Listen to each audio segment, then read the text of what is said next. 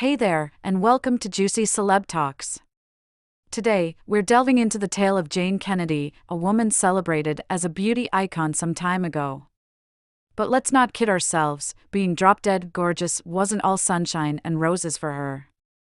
No, it was more like a mixed bag. Let me break it down for you. Jayne's beauty acted as a golden ticket in Hollywood. Doors swung open effortlessly for her left and right, solely based on her appearance. But here's the twist, her stunning looks also stirred up some serious drama. Yes, she did our show and Sanford and Son, and she was around there, but I digress. Like Jayne, I found her captivating. You see, envy reared its ugly head in Hollywood. Other stars, threatened by Jayne's beauty, didn't exactly roll out the red carpet for her. Oh no, they were more like, not today, Jayne. They were afraid she'd steal their thunder, hog the spotlight, and leave them in the shadows. One name that pops up in this juicy story is Diana Ross. That's right, the queen of Motown herself. Allegedly, Diana felt threatened by Jayne's beauty. Allegedly, Diana would have preferred not to share the stage with her, fearing Jayne would outshine her. Can you believe it? Talk about showbiz drama. So, here's the deal, being the most beautiful woman alive might sound like a dream job, but for Jayne Kennedy, it was a mixed bag. Sure, it got her foot in the door, but it also stirred up some green-eyed monsters. Stay tuned as we delve deeper into Jayne's journey and uncover why being too gorgeous isn't always a walk in the park. Trust us, it's about to get juicy.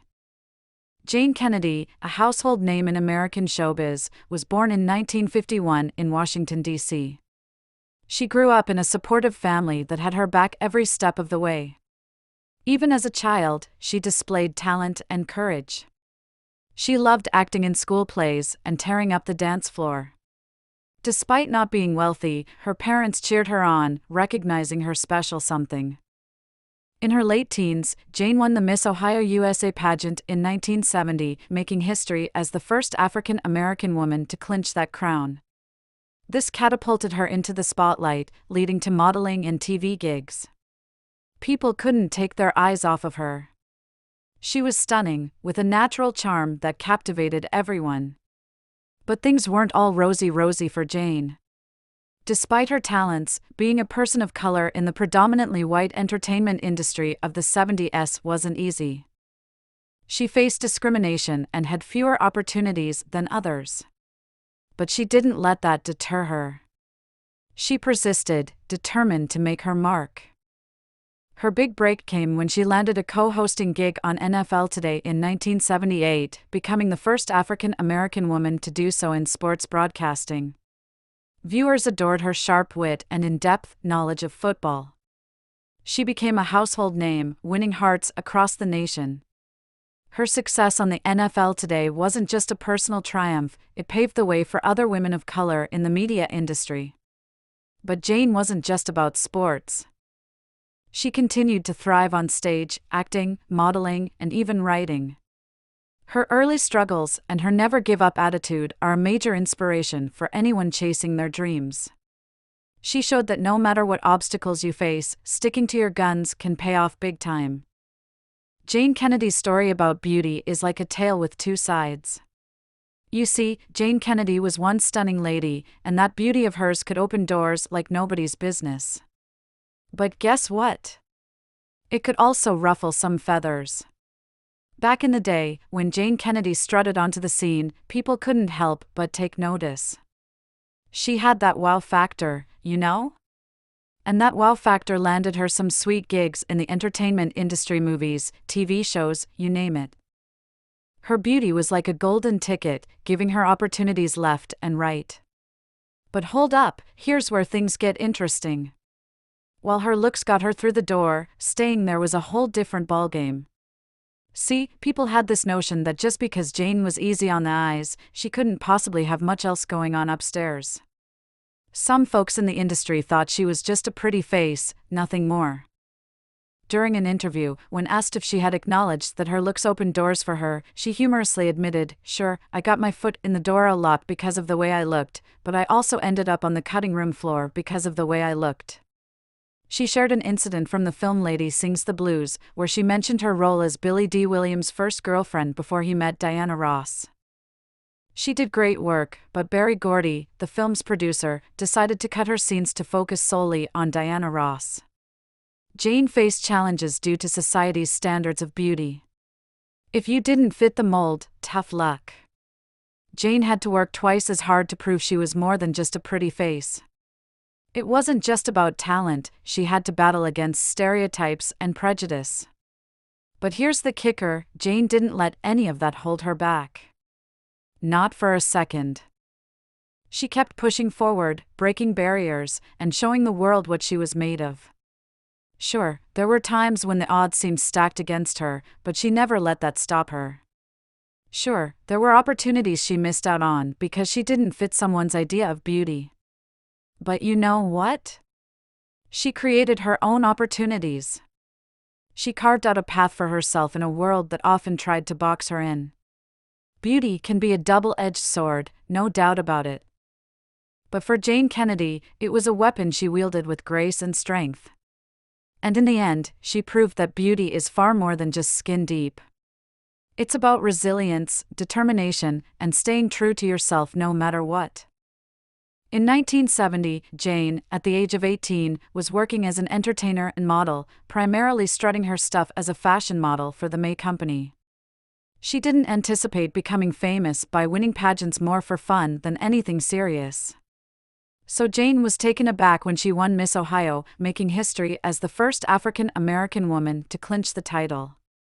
But winning Miss Ohio didn't magically open doors for her, as people assumed. Sure, her classmates cheered her on, but not everyone locally was supportive.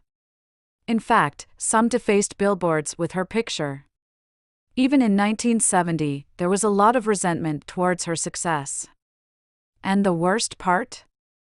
Winning didn't bring her any cool perks or help her break into Hollywood, like people assumed. Living day to day after winning was tough. She faced backlash and didn't receive any of the perks promised to winners. 2 months later, she competed in Miss USA, making it to the top 10 in swimsuits and the top 15 overall. But her big break came when she met Leon Kennedy, a DJ. They hit it off, got married, and embarked on a big adventure in Los Angeles.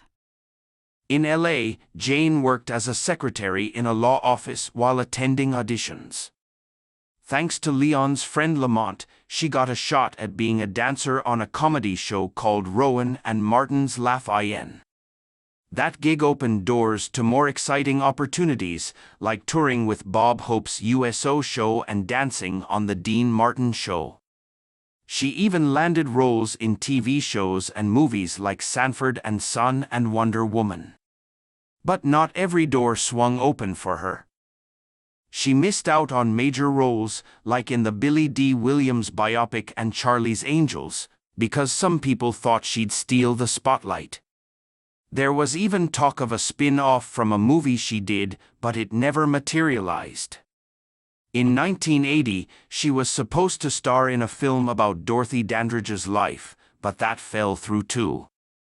Instead, we got an HBO movie about Dorothy Dandridge in '99. Jayne Kennedy strutted onto the scene, landing some significant roles in both film and TV. We're talking roles that made people sit up and take notice, from appearing in hit TV shows like The $6 Million Man, to causing a stir in movies like Body and Soul. Jayne knew how to command the screen. But let me tell you, it wasn't all glitz and glamour for Jayne. No, she faced her fair share of challenges along the way. One of the biggest hurdles? Racism. Being the first black Miss Ohio winner and a finalist in the Miss USA pageant wasn't smooth sailing for her. You heard me, right? Even in the bright lights of Hollywood, racism reared its ugly head. During an interview, she was asked about racism, to which she replied, "There were no roads at that particular time for a black actress other than the handful of black pictures that would come up, probably a couple every 3 or 4 years." She continued, "Any magazine back then would agree that no, we don't put black women on the cover. We don't hire blacks for this. She even recounted an incident where a producer at Warner Brothers told her there was a reason they didn't use blacks in films. This is because if a black face appears on the screen, the audience will get distracted and forget the plot of the film. Several years later, she pitched a feature film at the same studio, only to be dismissed based on her race. Despite facing such blatant discrimination, Jayne didn't let it crush her spirit. She stood tall, faced it head-on, and continued to shine. But here's where it gets juicy. Jayne Kennedy wasn't just making waves on screen, she was also making a significant impact off-screen. You see, Jayne wasn't just an actress, she was a symbol of representation in the media. She showed the world that people of color could be more than just sidekicks or stereotypes, they could be leaders, forces of strength for women just like her. She even ventured into sports broadcasting.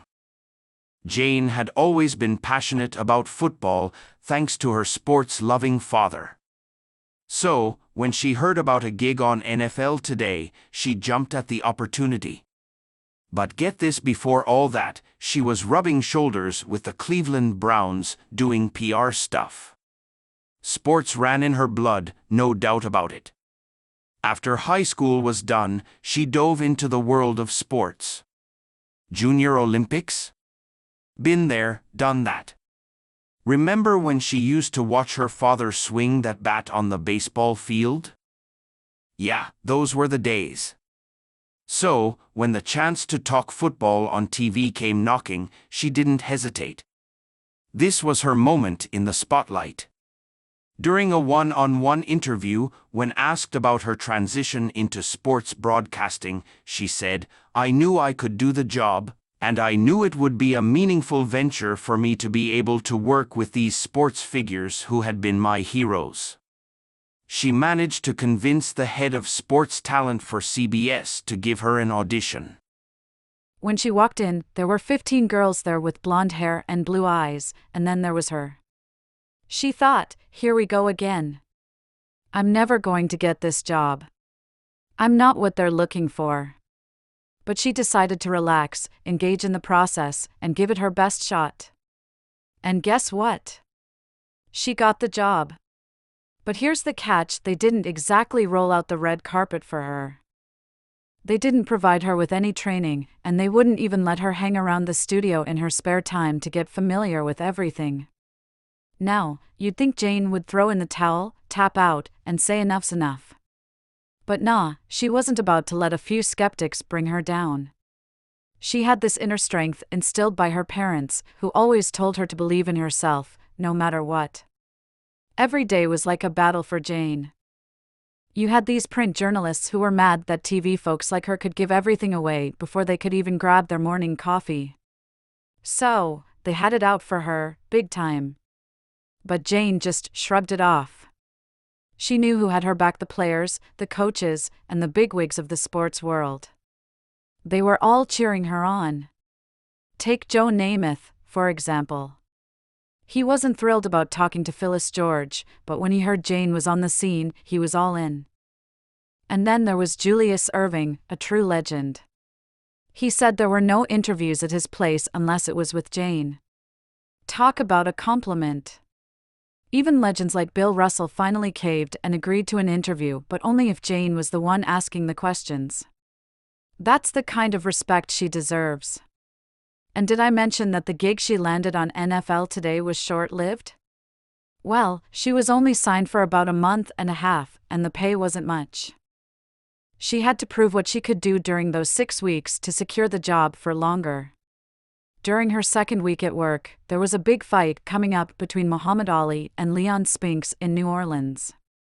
CBS Sports wanted the post-fight interview, but they were worried about the hefty price tag. Jayne heard their concerns and boldly said she could get the interview for them. Everyone laughed at her, but she was dead serious. She got on a plane with her team, went to New Orleans, and made a bold move. She called up Muhammad Ali and asked for the interview. He agreed and even left a key to his hotel suite for her. After the fight, she and her team were all set up in his suite, waiting for him. When he arrived, he did the interview, saying he'd only do it for his friend Jayne.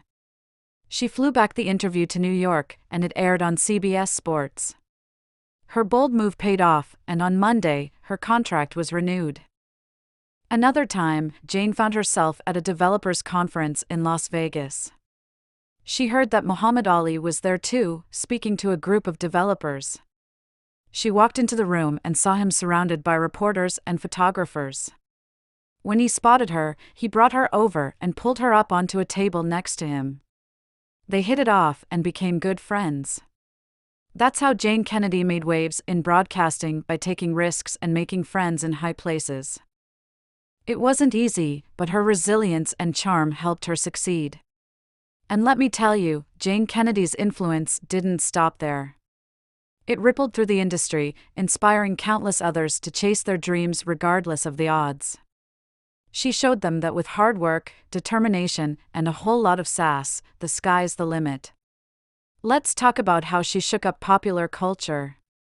Before Jayne came along, there weren't many people of color on television, strutting their stuff. But she changed all that. She broke through those barriers and showed the world what she was made of. Now, when people saw Jayne on their screens, they couldn't help but pay attention. She wasn't just another pretty face, she was a trailblazer. People admired her style, her grace, and her talent. She made it cool to be yourself, no matter what anyone else said. But hey, it wasn't always smooth sailing. There were rumors swirling around, trying to bring her down. But guess what? Jayne didn't let that stop her. She continued to shine, defying all the naysayers. And that's the kicker, my friends. Jayne Kennedy didn't just make a mark on popular culture, she left an everlasting impression. And to this day, her legacy lives on, inspiring people everywhere to pursue their dreams, no matter what. Now, isn't that juicy? So there you have it, folks, the story of Jayne Kennedy's acting career. A tale of triumph over adversity, of breaking barriers and blazing trails. And as for Jayne, well, reportedly, she's still something else, dazzling audiences and inspiring the upcoming generation of Hollywood hotshots. Here's to you, Jayne Kennedy. You truly are a legend. And that's all for today. Until next time, bye.